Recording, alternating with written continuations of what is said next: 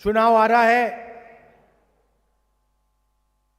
लड़ाई दोराला तेलंगाना और प्रजाला तेलंगाना के बीच में है। ఎన్నికలు వస్తున్నాయి। ఈ ఎన్నికల్లో పోటీ దొరల తెలంగాణ ప్రజల తెలంగాణ మధ్యన నడుస్తున్నది। एक तरफ आपके चीफ मिनिस्टर, उनका परिवार, उनके भ्रष्ट मंत्री, दूसरी तरफ कांग्रेस पार्टी और तेलंगाना की आम जनता, गरीब जनता, किसान, मजदूर, छोटे दुकानदार। ఒక పక్కన ముఖ్యమంత్రి కుటుంబం, అవినీతి పరులైన మంత్రులు, మరొక పక్కన తెలంగాణ రాష్ట్ర ప్రజలు, పేద ప్రజలు, రైతులు, కార్మికులు, విద్యార్థులు, యువకులు, పేద ప్రజలు। हम सब ने तेलंगाना का सपना देखा था। सपना था कि तेलंगाना की जनता इस प्रदेश में राज करे। पिछले 10 साल तेलंगाना की जनता को परे कर दिया गया और एक परिवार, चीफ मिनिस्टर कह लो, राजा कह लो, एक राजा और उसका परिवार तेलंगाना पर राज कर रहा है। తెలంగాణ కోసం రాష్ట్ర ప్రజలందరూ కూడా ఒక కల కన్నారు। కానీ ఇవాళ ఆ కల నిర్వీర్యమైపోయి రాష్ట్రంలో ముఖ్యమంత్రిగా కాక ఒక రాజుగా ఈ తెలంగాణ ప్రజలపైన పెత్తనం చెలాయిస్తున్నారు।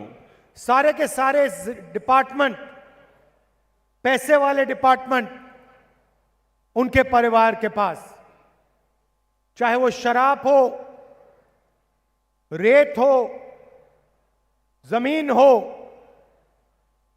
जहां भी जनता से पैसा लिया जा सकता है, वो सारे के सारे डिपार्टमेंट्स केसीआर के परिवार के पास या उनके पास।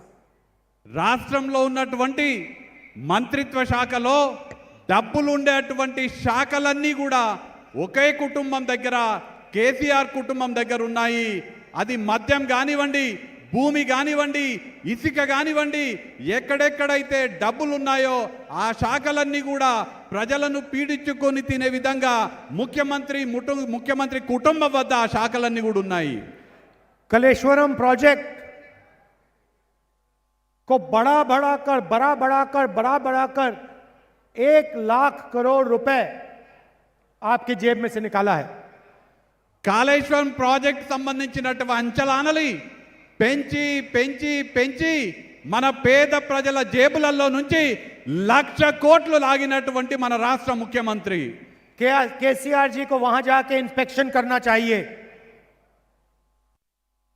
ఇవాళ ముఖ్యమంత్రి కేసీఆర్ గారు కాళేశ్వరం ప్రాజెక్టు వద్దకెళ్ళి అక్కడ సమీక్షించాల్సినటువంటి బాధ్యత ఉన్నది। वहां कलेश्वरम प्रोजेक्ट के जो बराज के खंभे हैं, एक के बाद एक गिर रहे हैं। కాళేశ్వరం ప్రాజెక్ట్ సంబంధించినటువంటి పిల్లర్లు ఏవైతే ఉన్నాయో ఒకదాని తర్వాత ఒకటి కూలుతూ ఉన్నటువంటి పరిస్థితి आपसे 1 लाख करोड़ रुपया चोरी किया और प्रोजेक्ट को भी ठीक से नहीं किया।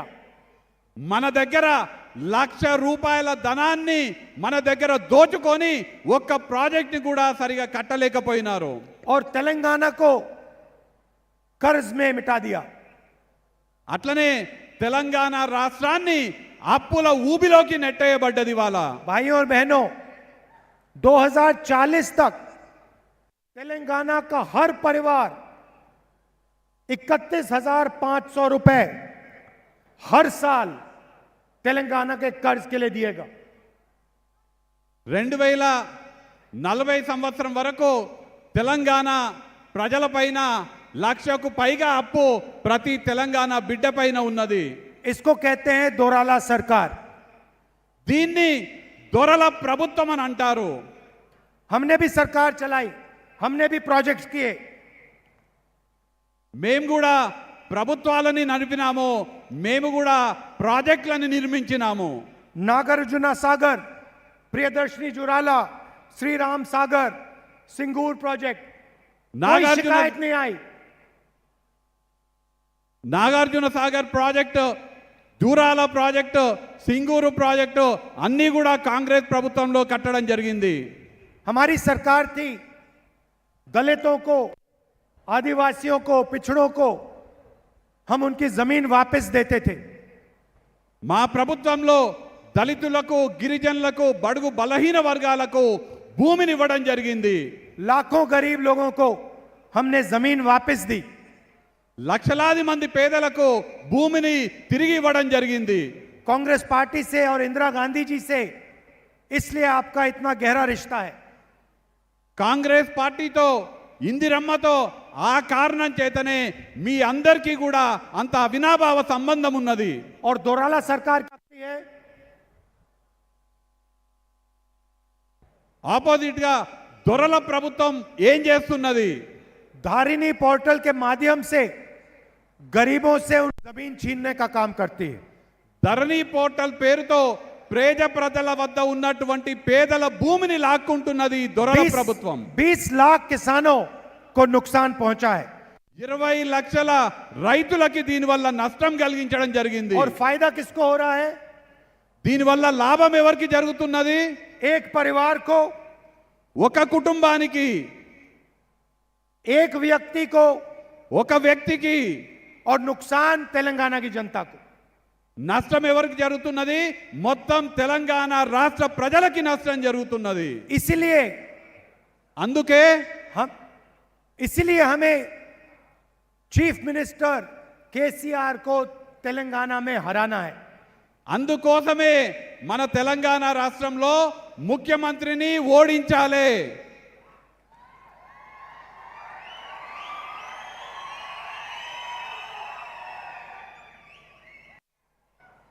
Bye bye KCR. मगर रेवंत जी ने कहा बाय बाय केसीआर, मगर जो पैसा इन्होंने लूटा है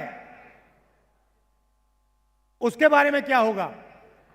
రేవంత్ రెడ్డి గారు బాయ్ బాయ్ కేసీఆర్ అని అన్నారు. కానీ ఏ ధనమైతే కేసీఆర్ పేద ప్రజల దగ్గర లూటీ చేసినాడో దాన్ని ఏం చేయాలి? चीफ में पहले क्या होगा? पहले चीफ मिनिस्टरशिप से बाय बाय होगा. మొదట ముఖ్యమంత్రి పదవి నుంచి బాయ్ బాయ్ చేయాలి. उसके बाद जो केसीआर जी ने तेलंगाना की जनता से पैसा लूटा है उसके बारे में सवाल पूछे जाएंगे. దాని తర్వాత కేసీఆర్ తెలంగాణ ప్రజల దగ్గర ఎంతైతే లూటీ చేసినాడో దానిపైన ప్రశ్నించడం జరుగుతుంది.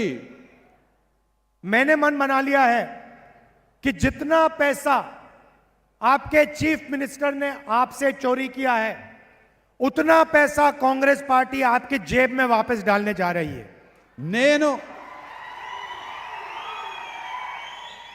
నేను నిర్ణయించుకున్నాను, ఎన్ని డబ్బులైతే పేద ప్రజల దగ్గర కేసీఆర్ లూటీ చేసినాడో అన్ని మళ్ళీ రాష్ట్రంలో ఉన్నటువంటి పేదల జేబులోకి కాంగ్రెస్ పార్టీ నింపుతుంది.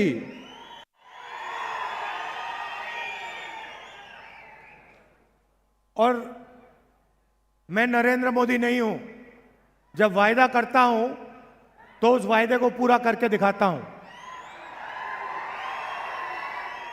నేను నరేంద్ర మోడీని కాదు, నేనేదైనా హామీ ఇస్తే ఆ హామీ నెరవేర్చే బాధ్యత నాది.